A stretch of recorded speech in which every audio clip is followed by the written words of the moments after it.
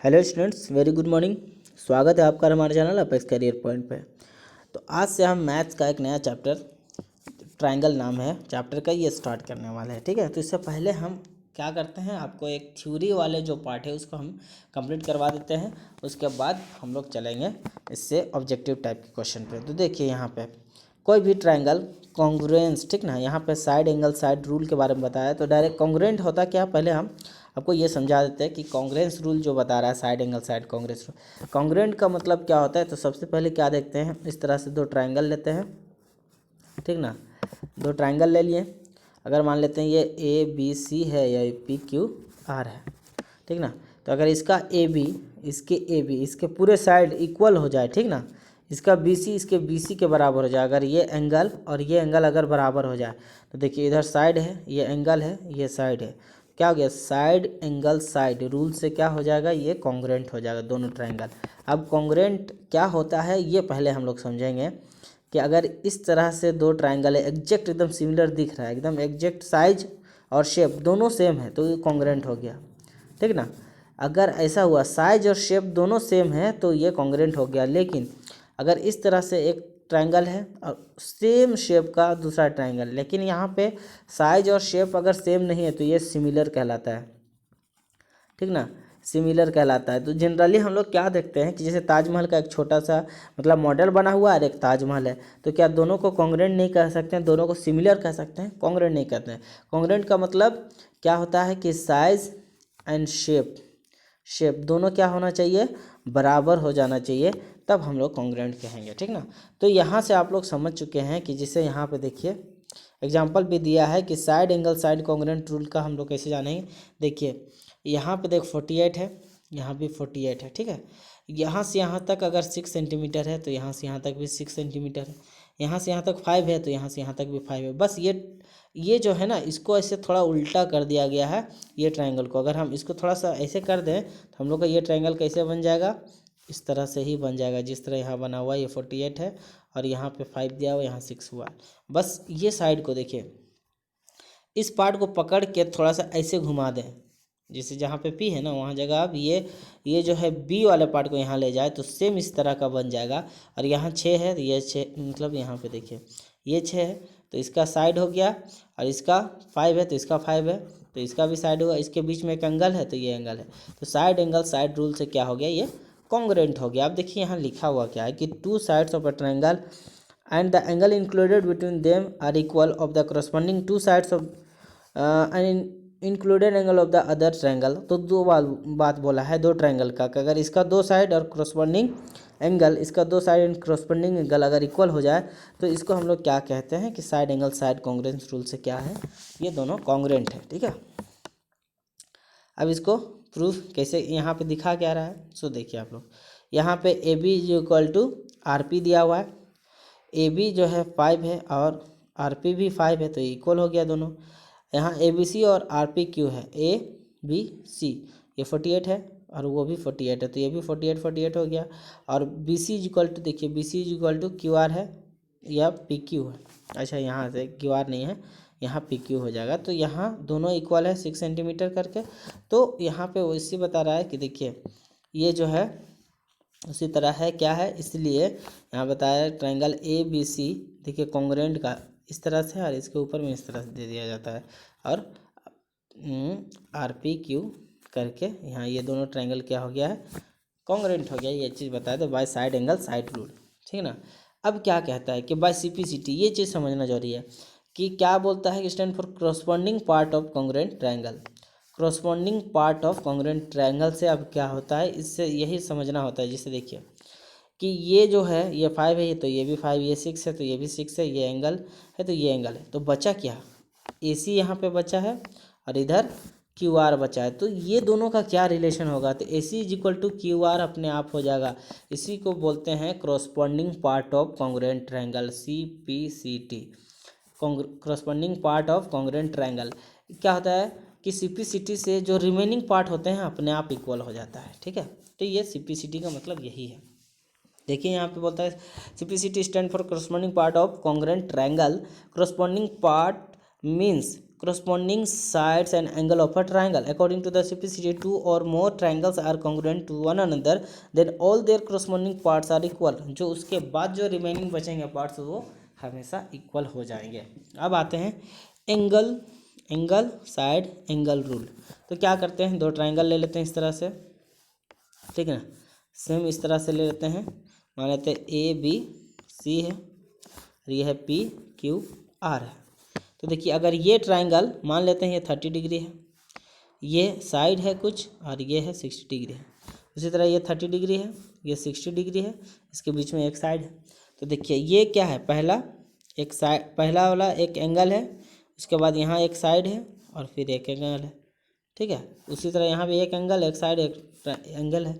तो angle side angle का मतलब यही होता है, ठीक ना, कि दो ट्राइंगल जिसमें दो एंगल के बीच में एक साइड जो है अगर इक्वल हो जाए तो क्या हो जाता है, ये आपका कहलाएगा, ये कॉन्ग्रुएंट कहलाएगा. अब देखिए यहाँ पे जो रिमेनिंग पार्ट है, जैसे बी सी और यहाँ पे क्यू आर है ना, B C is equal to Q R भी हो जाएगा बाई सिम्प्लिसिटी.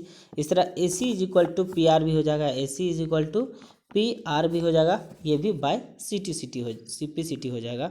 यहाँ पे देख लीजिए यही बात कहा होगा यहाँ, two triangles included sides of a triangle are equal to the two corresponding angles and the included side of the another triangle, then the triangle corresponding to be angle side angle congruent. ठीक है, rule के बाद बताया. यहाँ पे देखिए, यहाँ देखिए क्या है कि ये जो बता रहा है ये साइड और ये साइड इक्वल है, तो और यहाँ पे ये एंगल और ये एंगल इक्वल हो जाएगा, और ये एंगल ऑलरेडी इक्वल है. तो एंगल साइड एंगल या फिर यहाँ से लेके बीच में साइड होना चाहिए एक्चुअल में, ठीक है. तो यहाँ पे देखिए क्या बोलता है कि in the following A D is the median of A B C. A D जो है मीडियन है, यहाँ पे ये मीडियन बता दिया.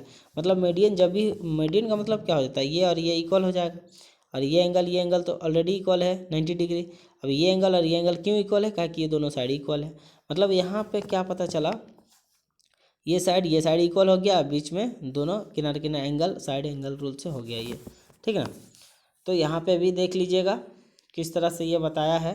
तो ये तो A B equal to A C given है, तो ए सी बी और ये जो एंगल है, क्योंकि बेस्ड ऑन आइसोस्केल ट्रायंगल इक्वल मेजरमेंट, यही कहा है. देखिए बात तो समझिए यहाँ पे कि अगर ये और ये साइड इक्वल होगा तो एंगल बी और एंगल सी इक्वल हो जाएगा. तो देखिए यहाँ पे क्या किया, एंगल बी बीच में जो रहता है ना वही एंगल कहलाता है.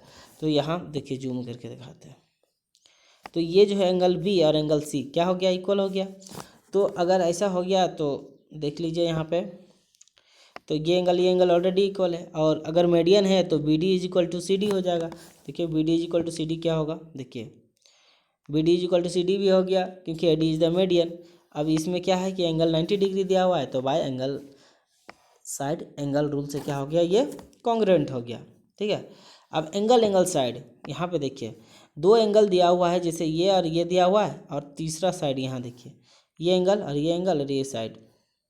तो यही चीज़ होता है कि अगर दो एंगल एक ही साथ हो जाए फिर एक साइड हो, तो ये भी क्या होता है आपका, ये भी आपका कॉन्ग्रुएंट हो जाता है. एंगल साइड कॉन्ग्रुएंस से आप लोग देख सकते हो इस तरह से. खैर बहुत ही आसान चीज़ है.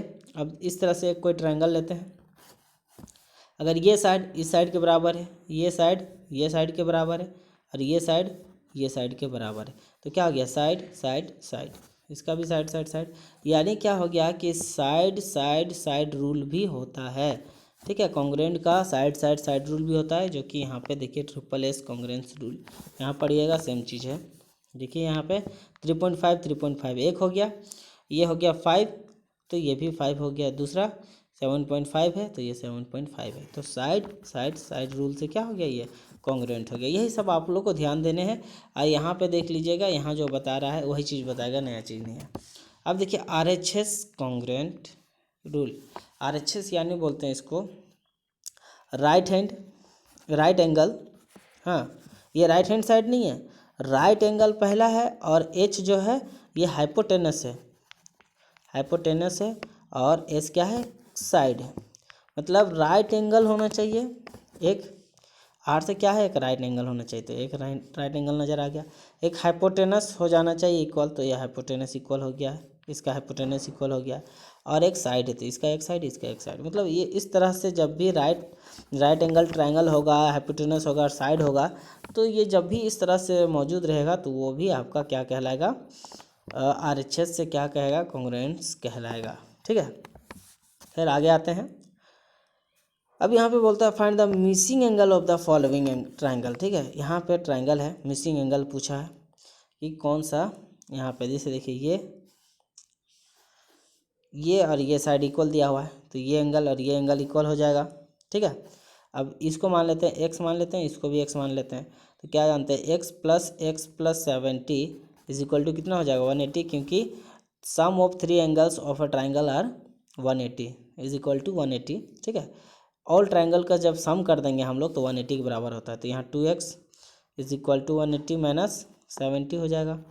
अब 180 70 घट जाए तो 110/2 हो जाएगा ये x बराबर, तो ये कट जाएगा, तो ये कितना हो गया, ये 55 हो गया, मतलब x का वैल्यू 55 हो गया। तो सबके लिए ये है, दोनों के लिए, यहाँ भी 55 हो जाएगा, ये भी 55, ये भी 55।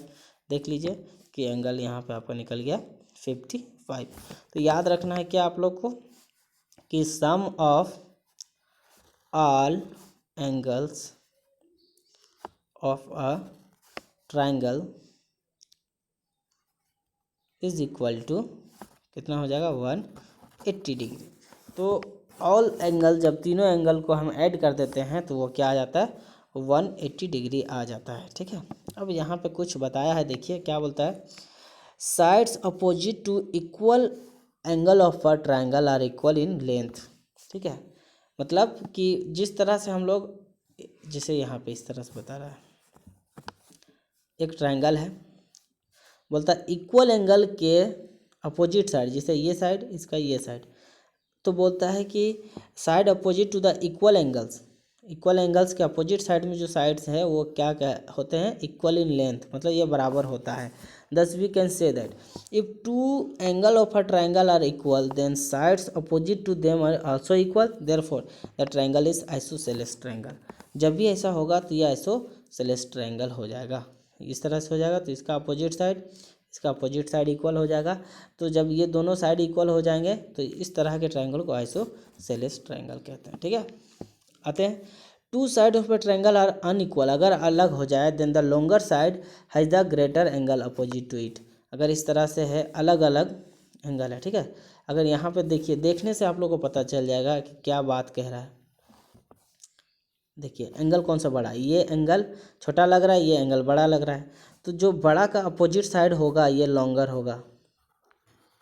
होगा यानी लंबा हो जाएगा, इसका अपोजिट साइड शॉर्टर हो जाएगा, जो साइड होगा वो शॉर्टर हो जाएगा। ये अगर बड़ा एंगल है उसका अपोजिट साइड जो है वो बड़ा हो जाएगा, छोटा एंगल है अपोजिट साइड छोटा हो जाएगा, यही बात यहाँ पे कहा है। ठीक है, 10 यहाँ पे आगे क्या कह रहा है कि 10 we can say that angle opposite to the shorter side of a triangle is smaller. वही बात हो गया, अगर लॉन्गर वाले, अगर ग्रेटर है तो उसका साइड लॉन्गर होगा, अगर शॉर्टर है तो उसका साइड शॉर्टर होगा यानी स्मॉलर होगा। For example in the given triangle A C is greater than A B, अगर ए सी जो है, ये A C is greater than है ए बी के, तो अगर ये ग्रेटर है तो ये एंगल बड़ा हो जाएगा, ये एंगल छोटा हो जाएगा। देयरफॉर ए बी सी, देखिए A B C is greater हो जा रहा है ए सी बी के, ए सी बी का ग्रेटर हो जा रहा है, बस वही चीज़ है। अब आप लोग को समझना है, जिसका एंगल बड़ा होगा उसका अपोजिट साइड बड़ा हो जाएगा, और जिसका एंगल छोटा होगा उसका अपोजिट साइड छोटा होगा। खैर, नेक्स्ट पॉइंट क्या है, if two angle of a triangle are unequal है then the greater angle has the longer side opposite to this, we can say that smaller. ये तो बता चुके हैं आप लोग को, वही चीज़ आ गया। खैर वही ये है। आते हैं example of the given figure, यहाँ पे क्या है, B A C is greater than A C B. वही चीज़ है कि जिसका ज़्यादा बड़ा एंगल होगा उतना ही बड़ा उसका लेंथ उतना ही ज़्यादा बड़ा होगा अपोजिट साइड में, therefore B C is greater than A B, तो इस बेसिस पे ये बी सी है, ए बी से ग्रेटर हो जाएगा। ठीक है, तो इस तरह से आप लोग को इसका कंसेप्ट जो है आप लोग का कंप्लीट हो गया है, किसका, ट्रायंगल का। तो इससे रिलेटेड जितना भी आपका ऑब्जेक्टिव टाइप क्वेश्चन है हम नेक्स्ट डे लेके आएंगे। ठीक है, तब तक के लिए अल्लाह हाफिज़।